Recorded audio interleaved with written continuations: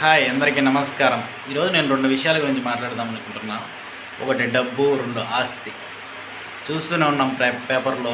ఆస్తి కోసం తల్లిదండ్రులను చంపిన ఒక కొడుకు, ఆస్తి కోసం అన్నం చంపిన తమ్ముడు, ఆస్తి కోసం తమ్ముడిని చంపిన అన్న, ఆస్తి కోసం చెల్లెల్ని చంపిన ఒక అన్న సోదరులు.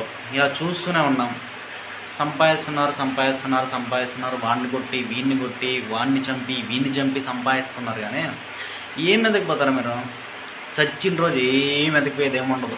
6 అడుగు ఎన్ని ఎకరాలు సంపాదించినా, ఎన్ని లక్షలు సంపాదించినా, ఎన్ని కోట్లు సంపాదించినా, ఒకరిని ముంచి ఒకరిని ఇబ్బంది పెట్టి ఒకరిని చంపేసి మీరు వాడి డబ్బు ఆస్తి దోచుకున్నంత మాత్రాన ఏం ఎదగిపోతారు?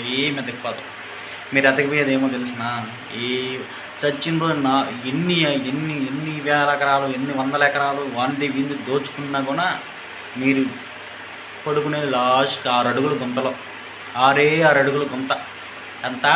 6 అడుగుల గుంత. దానికి ఎందుకు చెప్పండి? వాడిని చంపేయడం, వీడిని చంపేయడం, వాడిని ముంచడం, వీడిని ముంచడం.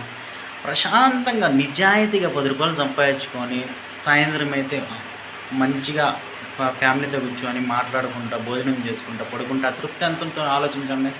అదే వాడిని చంపి వాడిని ముంచి వీడిని చంపిన సంపాదించడం, ఒక లక్షలు సంపాదించండి.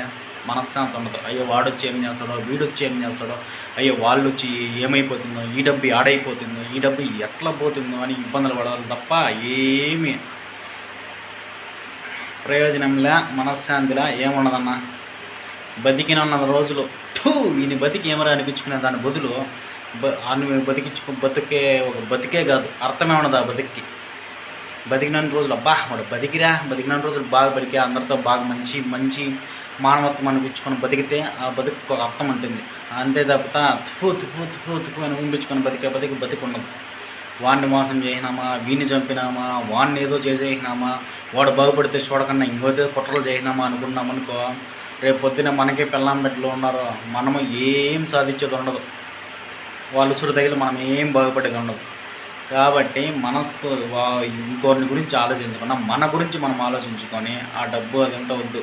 ఎంతవరకు మనం నిజాయితీకి కష్టపడి సంపాదిస్తామో అంతవరకు సంపాదించుకొని సాయంత్రం అయితే పెళ్ళాం బిడ్డలతో ఆనందంగా భోజనం చేసుకొని మనస్ఫూర్తిగా నిద్రపోయి ఆ మరుసటి రోజు మళ్ళీ పనికి సంపాదించుకొని ఎంతో నిజాయితీ దయచేసి అర్థం చేసుకోండి ఎందుకు చెప్తున్నాను. Thank you so much. జై హింద్. Thank you.